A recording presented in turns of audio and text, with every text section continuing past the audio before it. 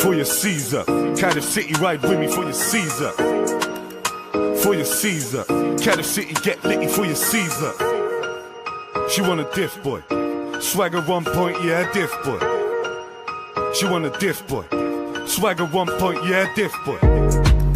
For your Caesar, grab a little something for your Caesar. We the geezers, swagger stone cold like freezers. She want a diff boy. She wants Starvz, not Fitzroy. She want a diff boy. She wants Starvz, not Fitzroy. Yeah, straight away won the header. Cardiff playing on with Lowe. Only Earnshaw in the middle. Kavanagh! 3-0. That's it now. Kavanagh onto that right foot. Not a bad try. It's a tremendous goal. What a hit from Kavanagh. He's done hot. Cardiff desperately looking for the second goal. It's Kavanagh! Well, he doesn't score simple tap-ins, this man, does he? He has to... It is Kavanagh with the free kick. Oh, what an equaliser from Graham Kavanagh! Superb free kick! Everybody expecting the cross, but that was absolutely brilliant. Nigel Martin beaten at his near post, and Cardiff City, after going a goal behind, are back on level terms, and there's bedlam here at Ninian Park. Wow. We want it what we love. We beat Real Madrid. We won the FA Cup. And they don't believe us. The Blues are staying up.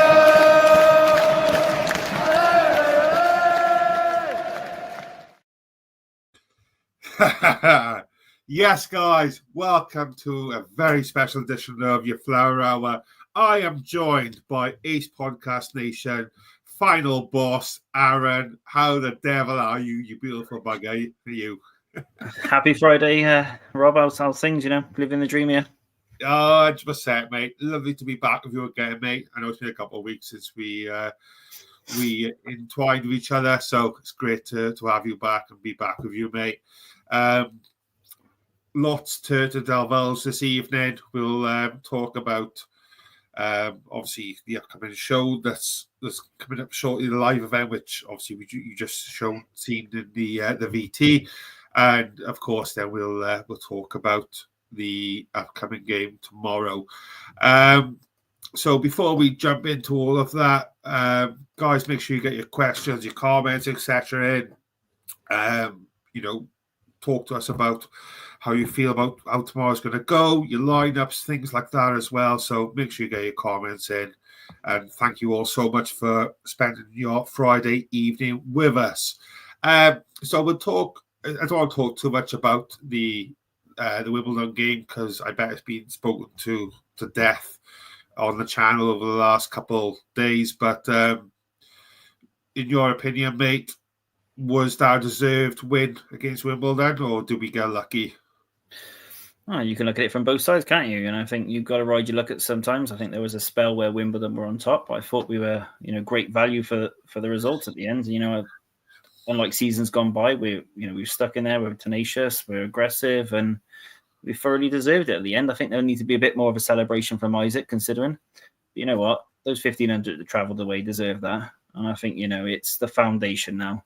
We've gone away from the mantra of, you don't concede, you don't lose. You know what? I start going for it. And I think under Brian, it's looking very positive. We're still attacking in the 90th minute, What else can we ask for? It's what football's all about, isn't it?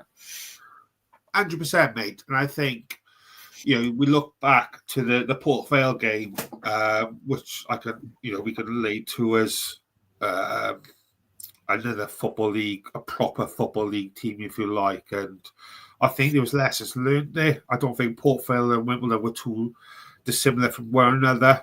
And I think we learned lessons from it. And I think it was just solid. It was a solid performance for me. I thought Fish and Lawler outstanding. Literally, it was so lovely to see that, when Lawler, because they did, I think for me, they did try to attack Lawler when the balls were 90% of the time when they were sending them forward. They were going towards Lawler because being inexperienced lesser inexperienced than Fish centre half, but when he was winning it, or if he wasn't winning it, Wintle or whatever was there to pick up the second ball. I thought it was quality, mate. I thought it was such a professional performance, is what I think is the best way to describe that. It was a professional performance. We got the job done. I know people obviously already commented about the officiating, which again is not great again, but I think it's a massive positive, mate. Absolutely agree. Who would have had that as our starting centre half partnership at the beginning of the season? Not many people would have gone for 2 rookies and youngsters in the game, but you know what? They're playing well. Was it probably the best defensive record is at the minute within that league? They fully deserve their starting positions, don't they? They're out in some really established players in Darland and Chambers. They're there on merit, and they just look seasoned pros. And even you always look when you've got youngsters around that there's people sort of guiding them through the game, etc. And I don't see that. I actually see them stepping up and leading other people, which is a testament to the characters that they are, and what the academy is finally doing. I think Trott trusts him as well, and his trust between the centre halves and Trott. I think as a centre half, obviously I was nowhere near the level the boys are, but when I was a youngster playing centre half, it's so important to have a relationship with your pairing. But most importantly, I think at times, is with the goalkeeper. You've got to be able to read each other's game, know exactly when you're coming, when you're staying. And it looks like those 3 in particular, looks like they've been playing together for a long time, not just a few weeks. So it's a testament to their integrity, their positivity, and I love it, mate. It's quality, and I couldn't be happier, in all honesty. I'm a big fan. Go on, sorry. I was just going to say, I'm a big fan of that Trott. Coming in, I had no idea about him. And I always compare previous sort of goalkeepers, but what he does is he's so efficient in the sense of he's just very decisive. Once he's made that decision, that's it. There's no second guessing. He's attacking the balls. And a long time's gone by when we've had a goalkeeper that's as good with their feet as they are with their hands. And I think Tom Heaton's probably the last goalkeeper I can think that could do both. Marshy was great with his hands, but his feet was sometimes a bit thin. Same with Etheridge, but I know it's early days. But Trott just breeds a confidence into people, and he's very humble about it as well. And listening to his interview the other day, you could see from what he was saying, what Brian wants him to do, and I think there's a progression plan. And it also looks like that this back 3 will probably be settled for the next couple of years. It just has that about it. 100%, mate. What was I going to say? Oh, mine's gone completely blank now. It's gone. It's completely gone. So talking about unknown entities, if you like, there's been very, very strong rumours throughout the day about a young man called Owen Dale potentially signing. Now, granted, I don't know a great deal about him. All I know is he's in his mid-20s, playing for Oxford United. Look at his record. He ain't prolific. I know he's a winger, but he's not prolific. His best return was back in... Well, it's not been great, in fairness. He's averaged 1 or 2, 3 goals a season, in fairness. I don't know how much truth there is, but it is doing the realms of social media and groups and posts and things like that. Do you know much about him yourself? Do you guys in the chat know much about him? What's really interesting for me, and it's probably the first time I've actually taken up this mantra, is that I trust everyone that Brian's bringing in. I just believe the way he talks about that any player that he brings in will improve that squad. And I think that any player he probably brings in, I think he will bring that player up a couple of levels. I just don't know what it is about the Brian effect. But he just seems to have that natural persona. And, obviously the stats don't look the greatest, but how many times have we signed players that have prolific stats and then turn out to be shit at Cardiff City and vice versa, We support everybody that wears a shirt at our club. But what I would say with these sort of rumours at the moment is that, Cardiff City have been very good at plugging any leaks at the moment and any sort of names. None of us knew about Trott. So, I just got to believe in the process, and that I think that anyone that comes in has got to be of a decent ilk and quality to be able to sort of dislodge anyone in this squad or team. Yeah, 100%, mate, and that's what it's all about. Like, we don't want to be bringing in players just to bench warm effectively. It's got to be they got to be being brought in to challenge to get in the starting 11. And it's weird, but like, apart from one or two positions potentially, I don't see that many positions up for grabs. And that's wild. I can't remember the last time I've said that, but I don't see that many positions being up for grabs for starting 11. You look across the board, there's 8 or 9 players who I think nailed on who should be starting every week, personally. Absolutely agree. We can all be opinionated, and we can say, people like Bagan, Wintle and that beginning of the season, do we think they're gonna, perform?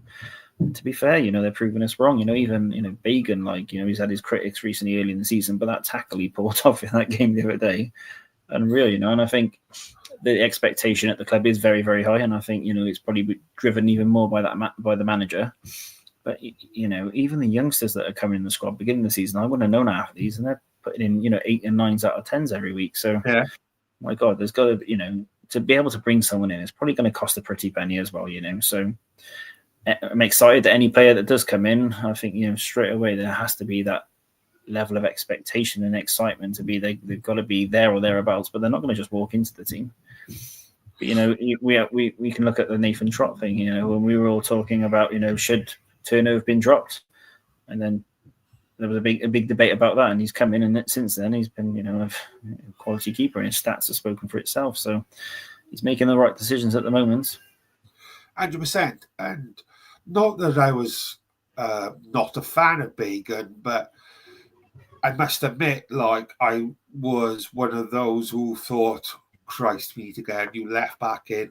Not because I don't think he was rubbish. I just thought that maybe not quite good enough. But then after watching that performance against Wimbledon, not just that beautiful tackle he put in, I thought he was outstanding.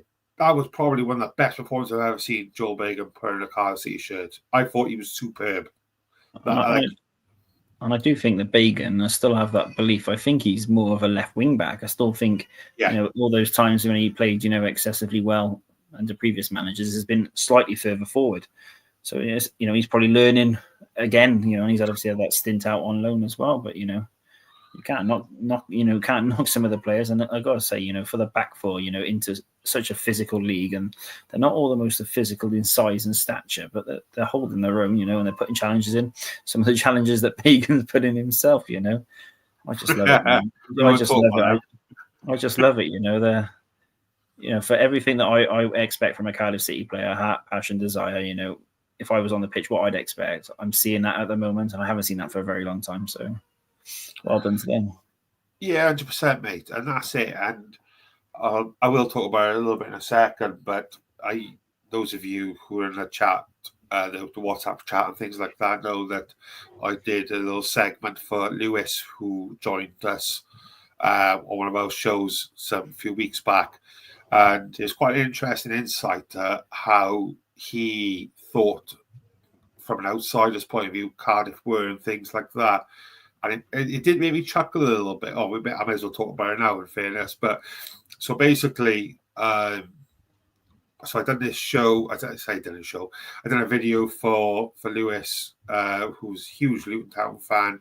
Make sure you check him out on YouTube, etc., because he does do just general football league shows as well. So big up Lewis on that, mate. But his perception of Cardiff is that they're not physical. They don't like a tackle. They're all about the technical football side of things, which is somewhat true. However, Cardiff does have that physical element about them. They do have that willingness to put in a hard-hitting tackle if need be.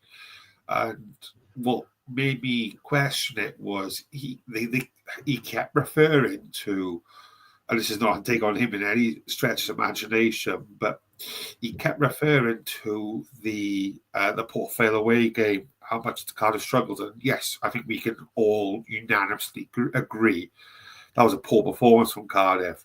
But that was Cardiff's first away game in a League One game against a Football League team like that in 20 plus years. Cardiff learned a lot from that game. They learned a lot more from that game by not winning than actually winning. I know it sounds cliche as shit, but that's the reality of it. And being able to obviously grind out the win against Wimbledon, Luton Town away won't be the same animal as Port Vale. Port Vale are a Football League 2 team, just come to League One. Luton Town are a Championship team down to League One. It's not the same animal. So what he said was he's looking forward to Cardiff coming at us and not putting 11 men behind the ball because he believes that will open chances. He believes that they're going to play with a back 3 or back 5 when defensive. Do you think that? I think that Luton has done that. I think this season.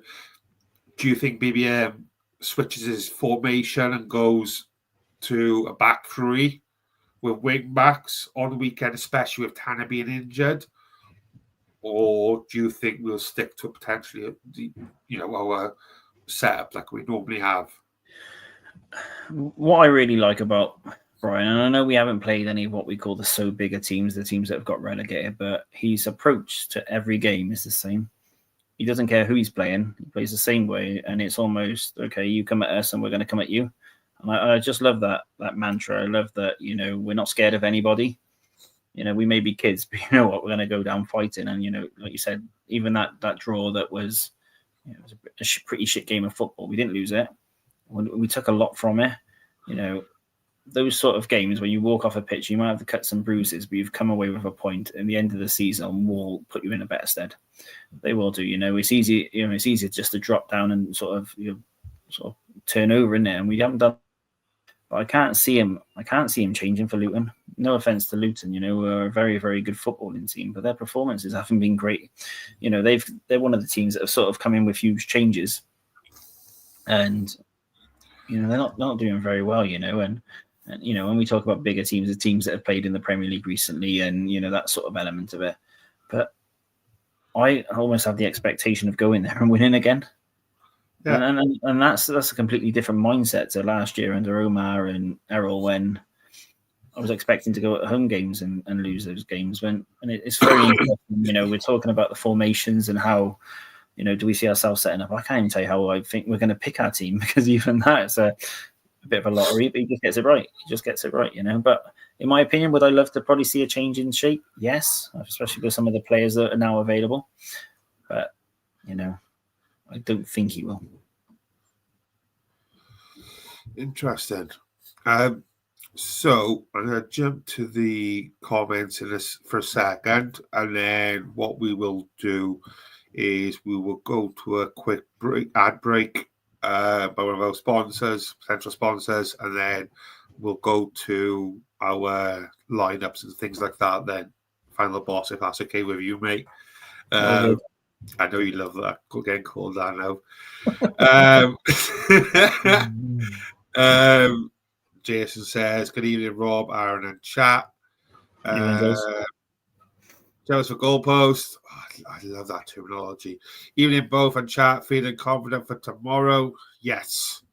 Paul says, "Evening, Rob, Aaron, and chat." Big boss man, not final boss though. Sai says, 1-0 to Sheep Shaggers. Later than me, well done. Final boss's fault there is, mate, not me. Bradley says, hi everyone. Evening, Mark. I guess Rob returned safely from the Luton podcast. Yes, mate, I did return safely from the comfort of my own home for that. What we got? House of Origins. I still love that name. We're absolute beauty.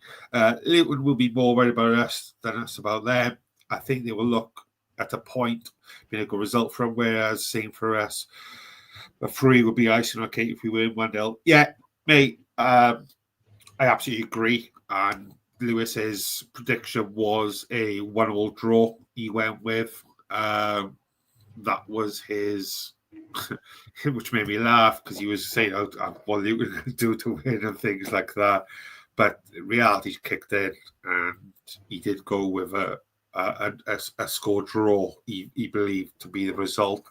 Whereas I will spoiler alert for those of you who haven't watched my clip.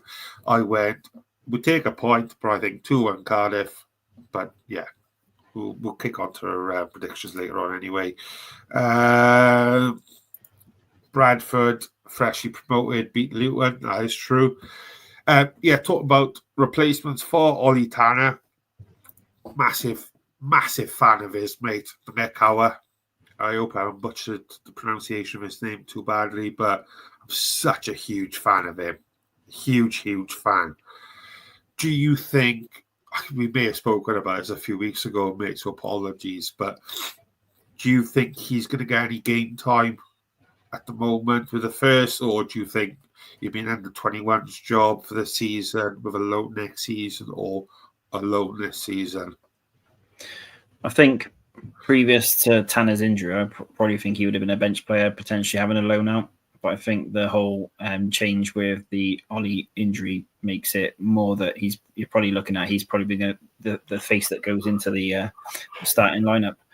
I think the transition after the game when they moved Keon to the opposite side, I think that's what you're probably going to look at by, as a place like Luton, which is a bit of a bigger pitch. I wouldn't be against having him starting.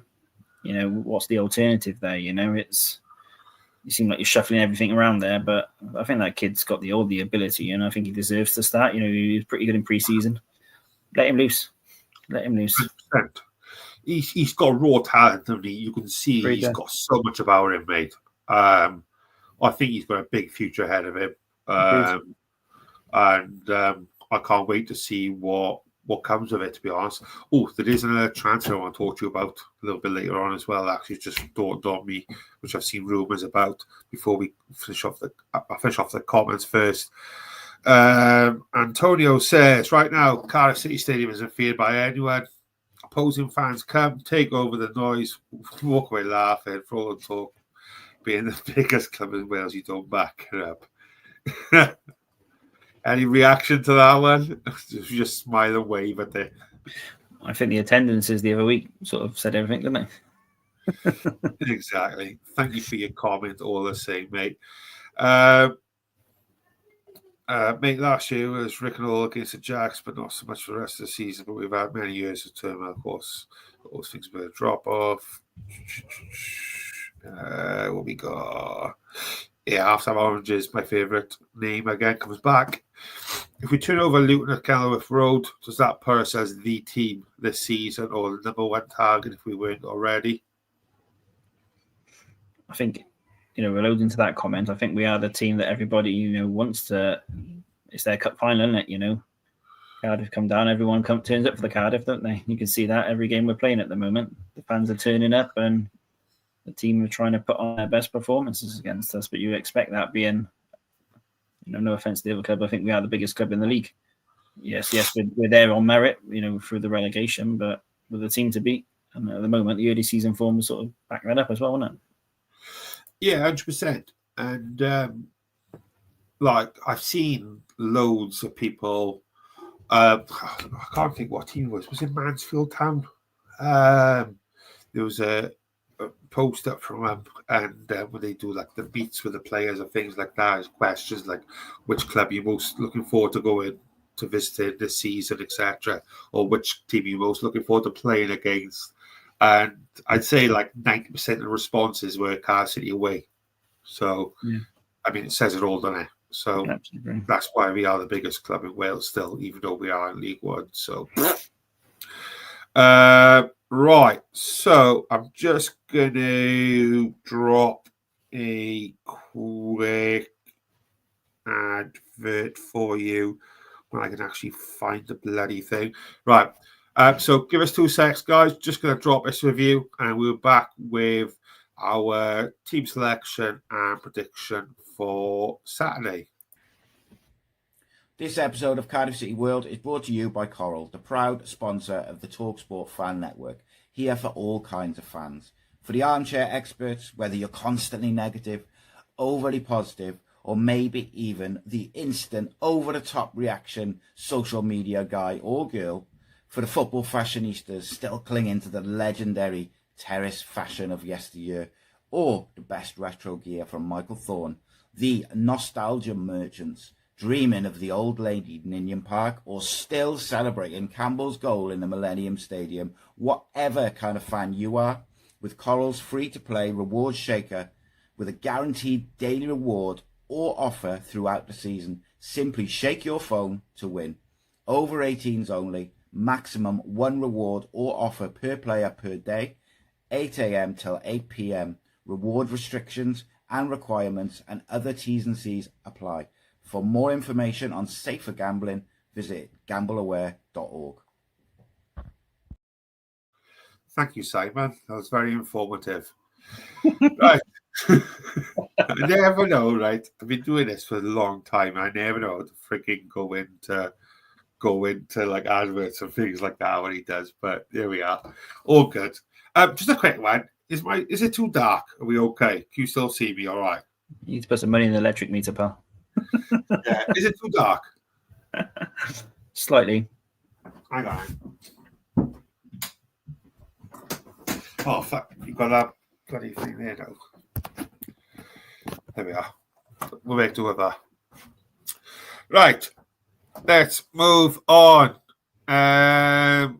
Selection then. Team selection. Oh, no, actually, no. No, before I do that, I've also talked about Owen Dale transfer rumours. I've seen that Bianchieri has been heavily linked to Cardiff over the last couple of weeks as well. Do you know much about him, mate? The United Academy player, Welsh, and the 19s, I believe. I think he's made a couple of under-21 appearances. In my opinion, I think it's just a Welsh name that I think people are starting to put together. I think we're getting a lot of that where it becomes a sort of desperate times. I think it's another one that, I don't know much about. I'm not a follower of academy football, to be fair, but he must have the right attributes to come in with Brian's expectations.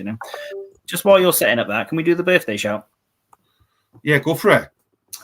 Right, we're going to shout out for Cardiff City's biggest fan and probably Ace Podcast Nation and Cardiff City World's biggest fan, Josh. Just want to say a happy 10th birthday from all of us here at Cardiff City World, buddy, okay? Oh, that's nice of you. Yeah, 100%. Happy birthday, Mr. Joshua Angel. Huge fan of the channel. And obviously his big boss man dad as well, Matthew Angel. So, yeah, have a lush birthday, mate. Top kid. Great footballer as well. So, hope you have a lush birthday, but sweet.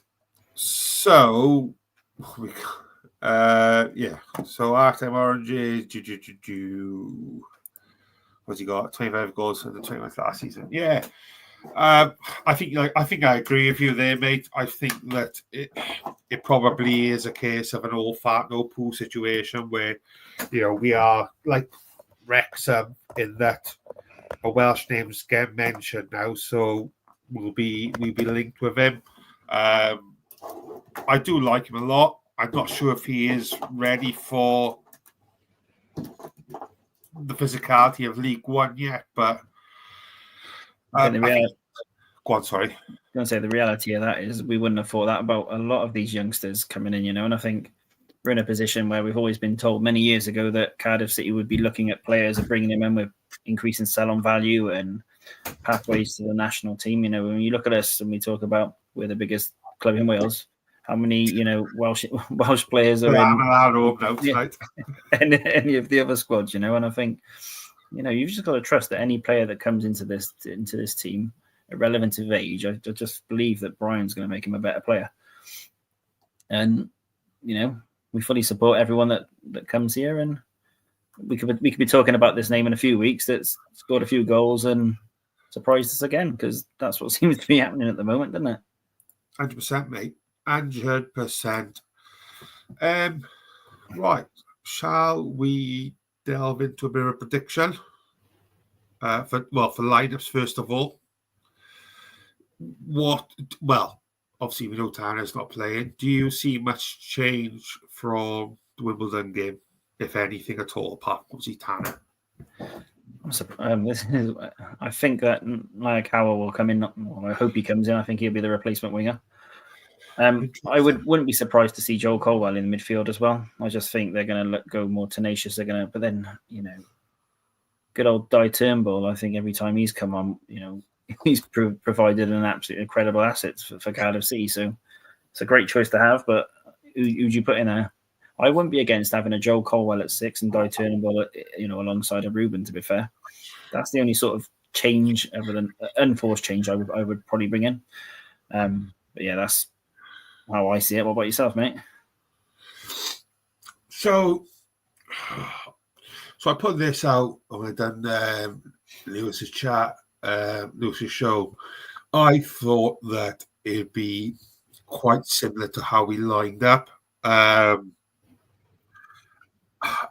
The thing is, it's quite apparent, I think, that we're either going to do a Wintland,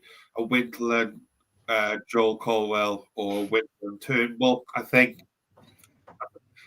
you'll go Wintland Turnbull tomorrow for the experience aspect.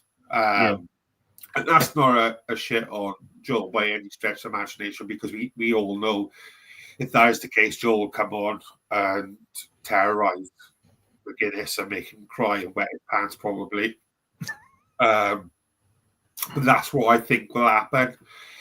I'd love to see Nayakawa start tomorrow. That would be that'd be amazing for me personally, to be honest, to see him start. I don't think it personally will. I think it will be Willock that starts tomorrow. I feel awful because I feel like I'm in the same territory where I've been for the last couple of years doing these shows, where you all know I got stick for it. We're a massive fan of Carl and Grant. I sure as hell we're a massive fan of Josh Bowler either. And I feel like I'm in that territory with Willock right now, to be honest. But I wouldn't be surprised if Willock starts one on the left, Ashford on the right, with Ruben and Sarge up top. But I would love to see Nayakawa. I prefer to see him there over Isaac Davis, to be perfectly honest with you. I think with Isaac at the minute, I still think there'll be managing minutes. I know that injury he had last year. I don't think he's ready to be 90 minutes followed by another series of those minutes. So, but it's great to bring off the bench at this moment in time. But I absolutely agree with your comments about Willock. I still think that Willock's probably a better player off the front. But, we've got a few of them at the minute, and none of them dislodge Ruben at the moment, do we?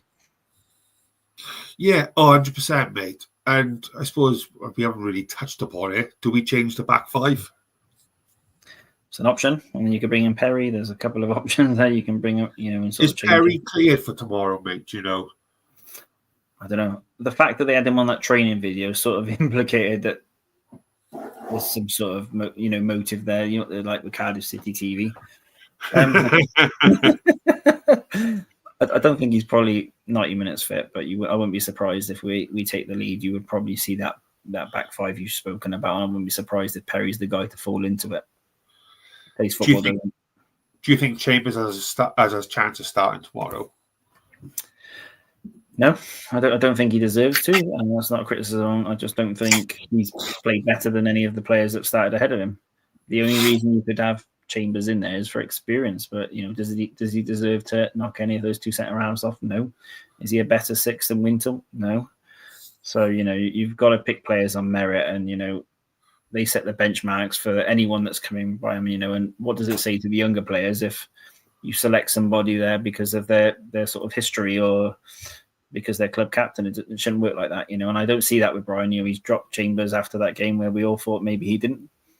And you can't really sort of knock his team selections at the minute, and I don't think that'll change it at the moment. No, I absolutely agree.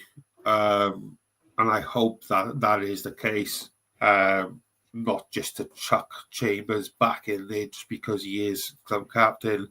The reality is these days you don't need to be a club captain. We've seen with Cardiff over the years with Rhodri towards the end of his career at Cardiff that being club captain don't mean you're starting. You play, obviously it's different circumstances. Don't get me wrong, but you don't just because you're club captain doesn't mean you start in every single game. So. I look at that team, and I never would have probably said it at the beginning of the season, but I see Trott as a leader, I see Lawler as a leader, I see Fish as a leader, Wintle as a leader. There's leaders, obviously Ruben, Salek. There's leaders all over that pitch. They may not have had the experience of being captains, but they're leading by example. Do you think that? Because I want to touch upon this, and this is something that was brought up in the chat regarding Robinson. Do you think Robinson has an ounce of chance of starting tomorrow? The problem is where do you fit him in? He's, I think when they're bringing him on, for example. I think you've got to play Salek is your sort of star player, and he's the guy that's sort of expectation of goals and the way that we're setting up and getting that ball at the pitch. I think when you play Robbo up there, I think, he's struggling with that element of the game. Robbo's sort of strengths are sort of running past the man and, getting those sort of shots, but he's not getting that at the moment. And I can see why they're trying to bring him on as a finisher at the moment. But to start the game, I think you put yourself under a lot of pressure. I think the only way that Robbo works is probably out wide, to be fair. And I know he can play out there. Or as a part of a two. I don't see him as a lone striker, unfortunately. I just don't think it works under Brian's sort of setup. You may not be able to comment on this potentially, but I thought when Robinson come on against Wimbledon that his attitude was not at it for me. I thought that he looked like he couldn't give two coloured shits about being out there personally. Maybe I'm being harsh. But from my perspective, my opinion, he looked like he couldn't be bothered. He wasn't willing to chase as much as what I would have liked. He didn't look like he was bothered about being out there. And I don't want to be overcritical because of obviously what he's done for Cardiff, but it just looked to me on that appearance that he's down tools and wants to call it a day there. And to be brutally honest, if that is the case, good luck with your future endeavours. Off with the wages, you go.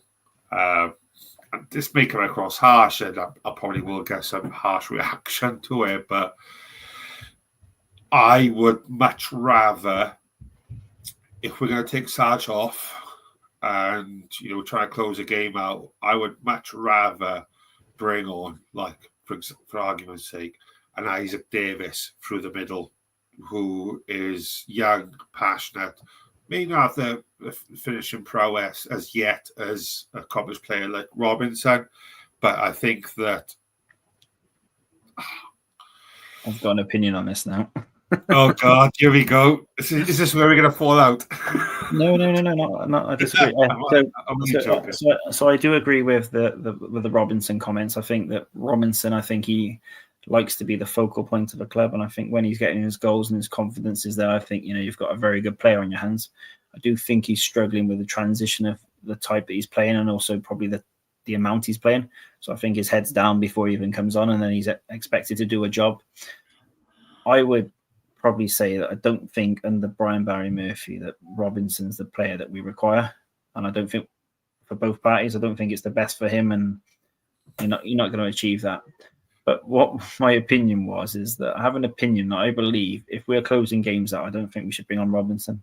And a lot of people are probably going to ridicule me for this, but I would rather play Ruben at top just because of the size, the ability, and his desire to want to press the ball. And I would bring maybe a Robertson or someone else into that midfield, even Joel, and you have a tenacious attack.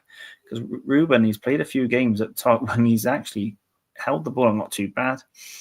And he was very mobile. I reckon he could finish those sort of games in that. And you might take away that natural striker's instinct, but I think Brian's clearly got a way that he likes to have a bigger man up front, a strong man, get up the pitch, bring the ball down and play. It's very clear.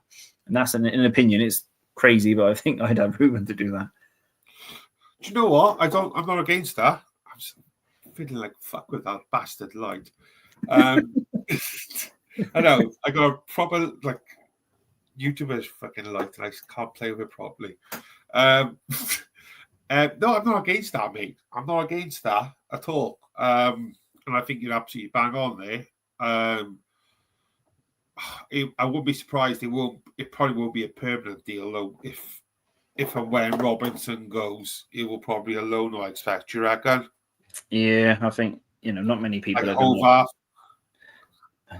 That was a blessing, wasn't it? It's only on emergency loan, though, isn't it? Till like January. He's out the door, and that's no. It's just it's an extra space, and it's some saved revenue for Thank you. I just hope we're not paying all of the wages for it. Do you know? Are you able to comment? Well, I think the EFL rules stipulate how much can be paid, don't they? In reality, so I think the reality is that it gets him in the shop window. We're all aware of when the MLS season starts, which is around January. So it probably gets him in the shop window to get him back across the stateside. Then, it doesn't benefit us to have 4 keepers on the books. It's if you'd have asked us beginning of the season, you'd have probably said Hovat or and Jack would have been 1 and 2, and that's completely changed. Turner deserves to be number 2 at least. You can't knock Trot. So there's 2 established senior pros that are probably earning decent money that unfortunately have to be sort of loaned out or sold. But I don't think you get much. You might get a chomp and 10 pence for Hovat, and Jack. I'm not sure, to be fair. Right. Let's jump to a couple of comments before we chuck a prediction in. Mr. Angel, welcome, mate. Hope Joshy boy is a fucking mid-birthday kid. Would love to mix up tomorrow and play Robo and Sag together. I would love that. Just don't know who they would drop in the midfield. That's the only problem, isn't it?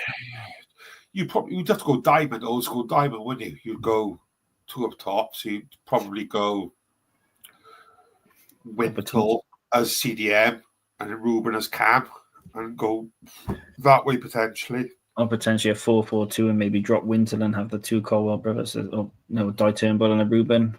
But I love how you refer to him as Di Turnbull, like Welsh way you look at him. I'm hoping there's a Welsh grandparent in there. He's got a better than someone that's selected. 420. There we go. We got sort of answers there. I'm not sure that was, but I've lost it now. Robertson will go on loan next week. Not sure about that one. Good comment. Yes, boys. Zach, welcome, mate. You've been on the Star Prime, and I think old Zachy boy. Hope you're up mint one, mate. Yeah, there he goes. Bit late. I just think a couple of stars. Nice one, man. Thank you for taking the time to join us and in between your Star Power and drinks, mate. Much love. Richard says, agree with you on Robertson, Rob. Yeah, thank you, mate. Yeah. Angie again. Here's my shout. I don't think of that, man. But Tanner. No, that's a big no for me. I think that that's not poo-pooing you, ain't just like us, but maybe I am. But I think who tried it with Colwell on the left? Was that Errol, wasn't it? Yeah. I think my problem is with that is that as good as Ruben is, he doesn't move the ball quick enough, which is still somewhat of a pet of mine. He seems to dilly-dally on it. He's class, don't get me wrong. He's so good. But he takes too long on the ball for me, and I think you can't play that winger position, which is clear that that's what we're trying to do now, is play the old school wingers, crossing in malarkey. I don't think he'll work with Ruben. I think that would change the setup then, if you like. I'm not sure if you agree or disagree. Yeah, I think that what Ruben's doing, and it's very good under Brian, is he's creating space for other players. If you look at the amount of players that Ruben's attracting, he's creating that space for, it tends to be for Joel just in behind him. And we're getting a lot of joy there with the overloads in midfield, and it creates that switch option there. So I'm not sure that they would move him up, to be fair. Bloody hell, stop commenting, you psychopaths. Have you got anything better to do on a Friday night? Joking. We'll be to Artem Oranges. Will Luton play defense game? No one attack mind if we had it.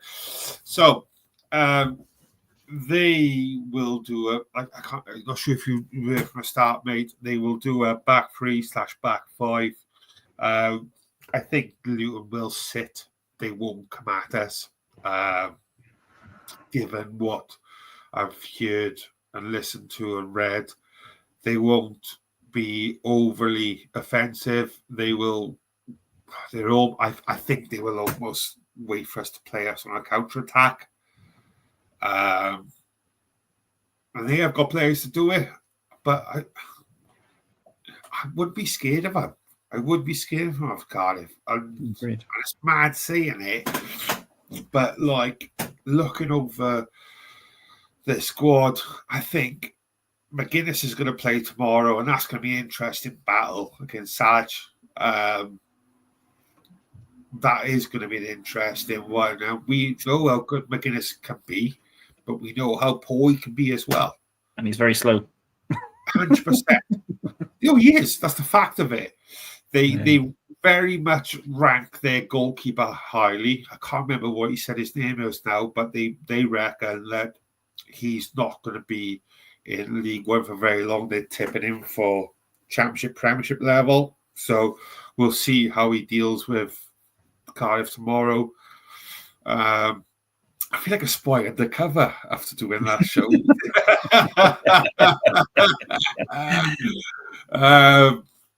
Like fucking James Bond from fucking Wish or something like. Is it Kiwi or something, isn't it? The goalkeeper, if I remember correctly. Yeah, I can't remember what he said his name was.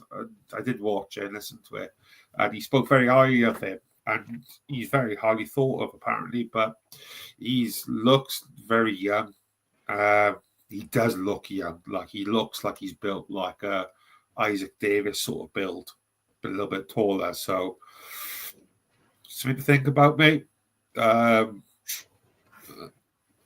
What we got? I just seen the chat here. Fucking, what are you talking about, Sam? Of course, I'm already on it.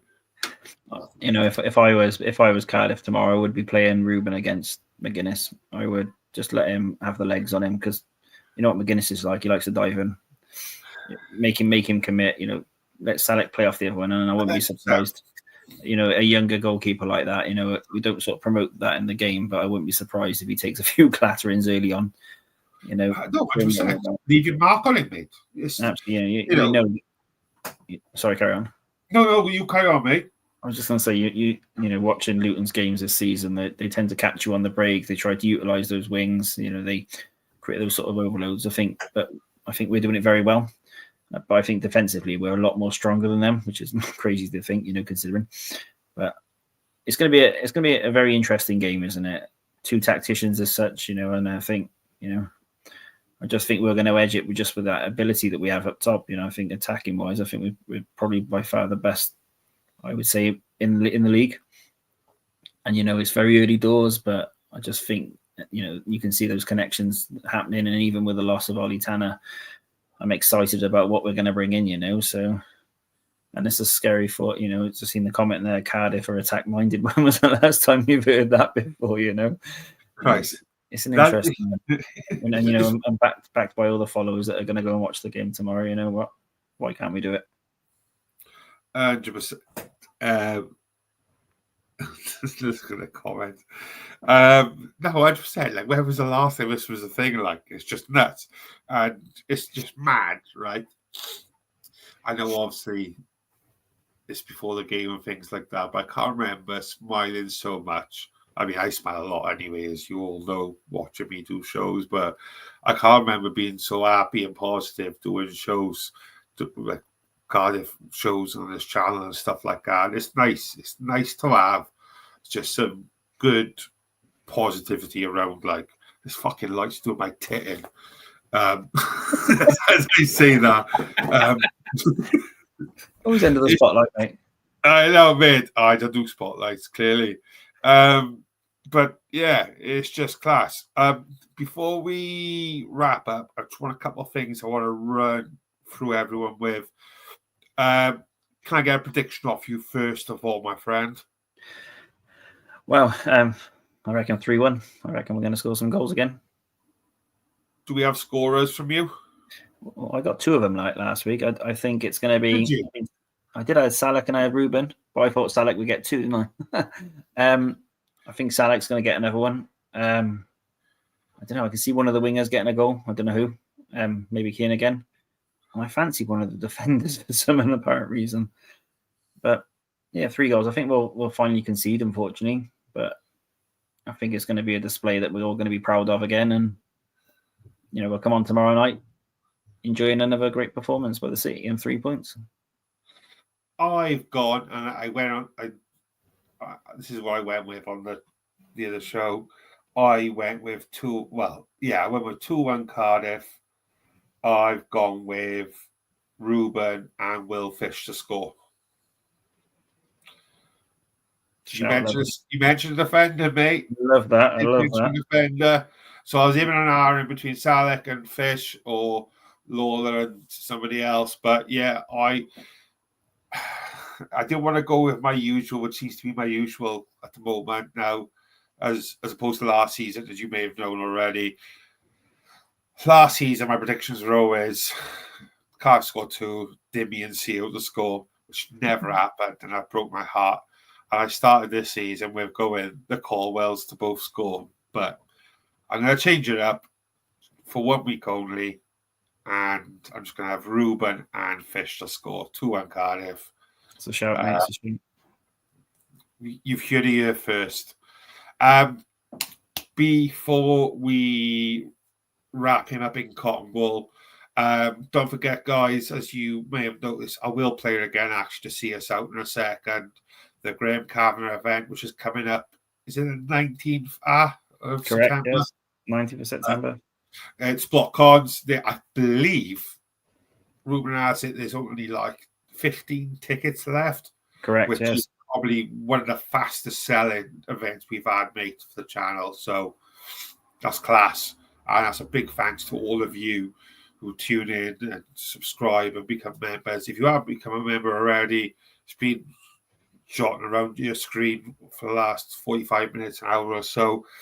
For the price of a cup of coffee a month, you can become an Ace Podcast Nation member, get early access to shows like, I said, Graham Kavanagh event, and also other shows as well, which we do on a Monday Patreon show, where sometimes it's myself and Reece Pycroft, who's a psychopath from Barry, but he tells good stories, so highly recommend subscribing just for that alone. What we got coming on? Christ on a bike. Tomorrow, you are back tomorrow. I'm indeed. Double down shifts. Final Boss is back tomorrow night with Angel and probably somebody else, maybe me. Who knows? Who knows anymore what's going on? So be sure to check the reaction out. It's always a belter on a Saturday with the 1927 Club. Obviously got Final Boss there, so you know it's going to be good fun. Sunday is probably something. Do you know what I mean? There's something every day of the week.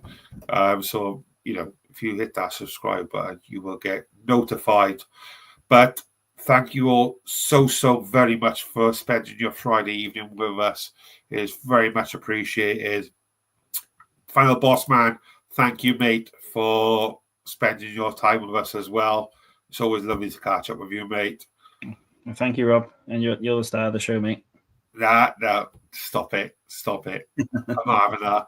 I'm going to play out the Carve advert and see us out, and then we'll end it all out. But good night, God bless. Goodbye, my friends. Yeah, straight away, won the header. Cardiff playing on with Lowe. Only Earnshaw in the middle. Kavanagh! 3-0. That's it now. Kavanagh onto that right foot. Not a bad try. It's a tremendous goal.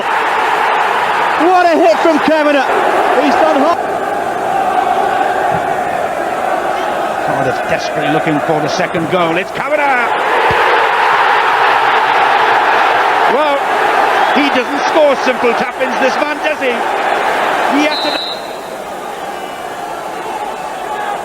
It is Kavanagh with the free kick. Oh, what an equaliser from Graham Kavanagh!